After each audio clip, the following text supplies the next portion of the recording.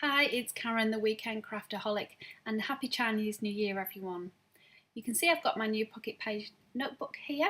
I haven't actually covered this yet, and I thought I would actually take advantage of the Chinese New Year and actually do a little layout based on the Year of the Pig. So you can see I've already printed some Chinese lanterns on some vellum paper. This was super wet, so I'm a bit nervous about touching it too much. And I've also printed off this little logo as well, which is just showing the Year of the Pig. And what I've also done, I found a website, I'll link it below, with lots of information about the Chinese New Year. And I am actually born in the Year of the Pig, 1971, so I thought this was a great idea for me just to document some key traits of that. So you can see here I've started to speed this up a little, but I've printed this out slightly larger than I need to, so I just need to trim this down. Now these little inserts are about 21 centimetres by 10.5, so I'm just eyeballing it here just to make a nice cut. I've decided to leave the top and the bottom as they are just to give a little bit more height, and I do like the way printing on vellum goes inside these pockets, because when you turn it over you do see a reverse of that image, so it's a nice way of actually displaying that both ways. Now I'm just trying to get this image in the centre. I wish I'd have thought about this when I printed it off actually. So I'm just deciding really what's the best way of trying to centre it on the page. I thought maybe I could use some of the gold glittery paper as a backdrop, but I don't have enough of that really to use. So instead I'm just going to make a bit of a wider margin, making sure that it does line up with the lantern images on the right hand side. And then again just roughly cutting that out as well. This is on quite flimsy paper just to try and avoid having too much bulk into the notebook, because they do soon add up when you add lots of embellishments, I guess, with your projects. So that fits quite nicely on there, I think. And what I've decided to do, I've got this Wink of Stella gold pen. I don't know if you can see it on the screen, but it has a beautiful little twinkle on that. And just to try and make this image pop a little bit more, I'm just going over on the black ink with this gold Wink of Stella pen. It's really hard to see on the screen, and I have sped it up probably a little bit too much just to try and make the video as short as possible. And I'm just going over that as well for the actual writing where it does say Year of the Pig. So it's not quite a full black image, but it still does help to stand it out a little. So now I'm going to stamp a sentiment on this left hand side just underneath the pig image, and these stamps are from Kelly Stamp. I'm not sure the name of them, but they are my favourite alpha set to use. I really do like the size of them and the font, and I've just used an anti-static powder there because I am going to be embossing these with the Versamark ink. So you'll see I'm just spelling this out now. I've got a really nice gold embossing powder from Ranger. I really like the effect it gives, really super shiny.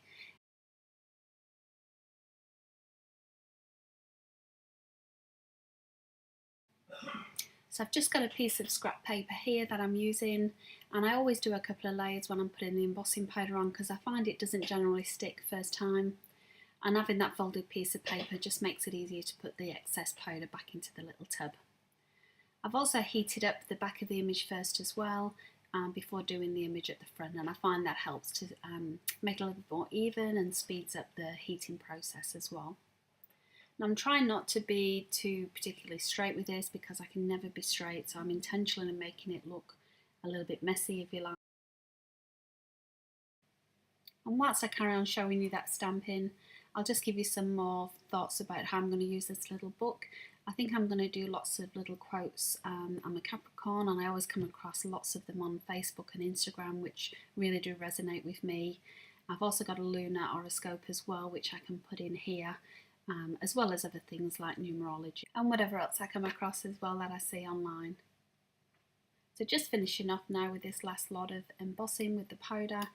I really do like the way it heats up and you see that effect take hold. You can see it doesn't take long at all with this particular powder, it's very fine. So that's my first page done, if you like. I'm just doing a bit of tidying up now. And then what I've done, I'm using this Lawn Fawn liquid glue just to place on the back. I used to use a tape runner quite a lot, but I found it just stuck too much. It was more of a permanent fixture and I'm afraid of ripping these pages. So I have actually just put that on with the liquid glue, and it allows you to be a bit more flexible in your placement. So you'll see here, this is where I've printed out some of the characteristics and things about the Year of the Pig, And because I want to put it in a little pocket on that second page, I'm just going to trim it down slightly where these margins are. So sorry about my head getting in the way there. I'm trying to make as much space, if you like, just so the pocket doesn't take over the entire page. And I do end up, even though I checked the back here, I do end up trimming it a little bit too close to the margin, but you can still read all of the text, so I've decided just to leave it as it is.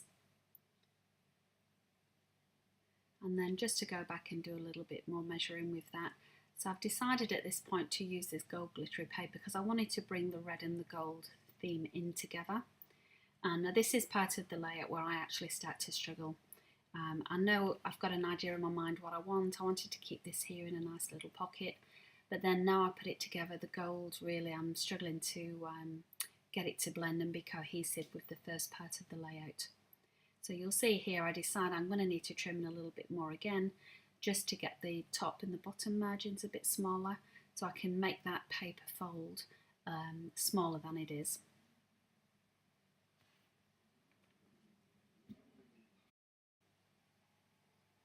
And then I do struggle trying to get this folded back in place, I think because I'd already got the creases in there as well. So I do faff about with this far too much, so I do end up cutting this bit out of the video. And I'm a little bit happier now the way it is. So I've got this really small sheet. Again, apologies for my head getting in the way there. It is a hot day here in Perth today, almost 40 degrees, so I've got the fan going and everything's blowing around and making a right mess of the place.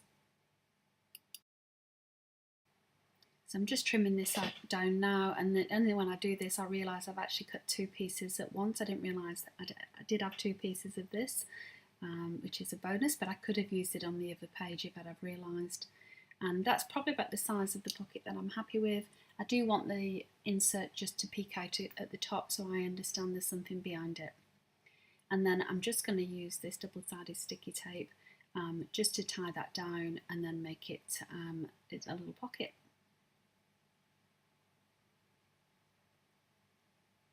Now I think on reflection what I should have done with this is maybe use some very narrow foam, and that way it would have had a bit of height with the paper being folded three ways. So I'd recommend maybe using foam. That's what I'm going to try next time, but I was trying to keep it as flat as possible so the book wasn't too bulky. But yeah, I think the foam was the winner, because you'll see later on it does start to come apart a little and I end up having to reinforce it anyway with some extra glue. But this expressive tape is usually really good. I think I just pushed it to the boundaries of its limits, to be honest, with this paper folded over. And I should have printed it on just normal printer paper, but I printed on some nice glossy card. So that probably didn't help the situation either. So I know I wanted to put a few sequins on. I was thinking at some point to use that glitter on the lanterns, but I'm quite happy with the effect as it is. And I'm worried if I put some on one side it's going to ruin the effect on the other. So instead I just get some random colours, some black because of the black in the lantern picture, as well as some gold and red sequins to place here. And this really is where the layout went all wrong for me, but I did decide to leave it in because I'm sure you've also had projects that don't really go the way you want, and I don't want to edit these bits out because I think they're learning lessons for all of us actually.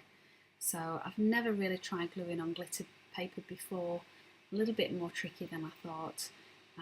And even with this little pocket being on this page, there's not an awful lot of paper left to use to embellish.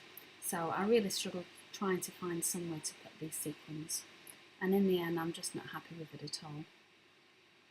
So you'll see I'll persevere for a little bit more. And then decide it really does need something else. It doesn't look as though it's like a 3-page spread. It doesn't look like it goes with the lantern pictures at all. That page I really love, but this side of it doesn't work. So I do turn the camera off for a little while and hunt through my die cuts.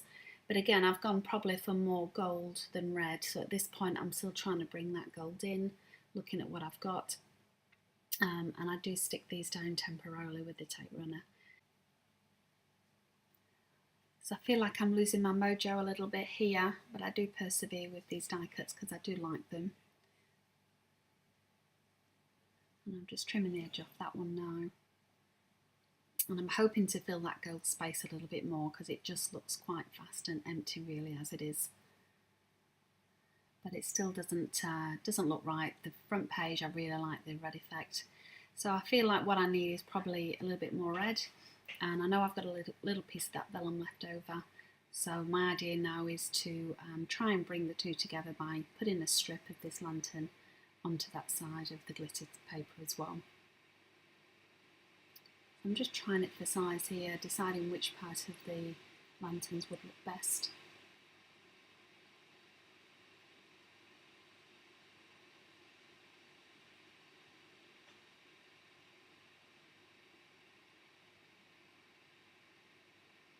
And that goes down pretty easy actually with the liquid glue.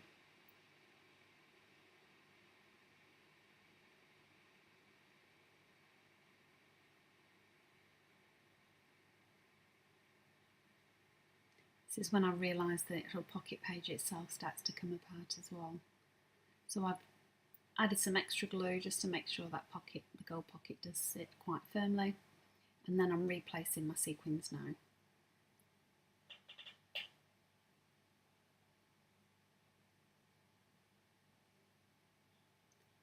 Now that vellum is still a little bit wet and tacky, so I'm using the other side of the vellum really just to avoid my fingers touching it as I put an extra layer of glue down.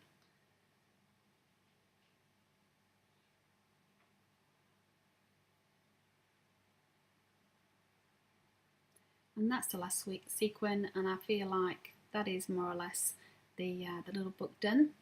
But only afterwards, once I've turned off the camera and I've taken my pictures, you can see here this is the front spread, which I really do love that red and gold effect, but this one just doesn't look cohesive at all. So after I've turned off the camera and the recording, I do actually change that gold pocket for a red one.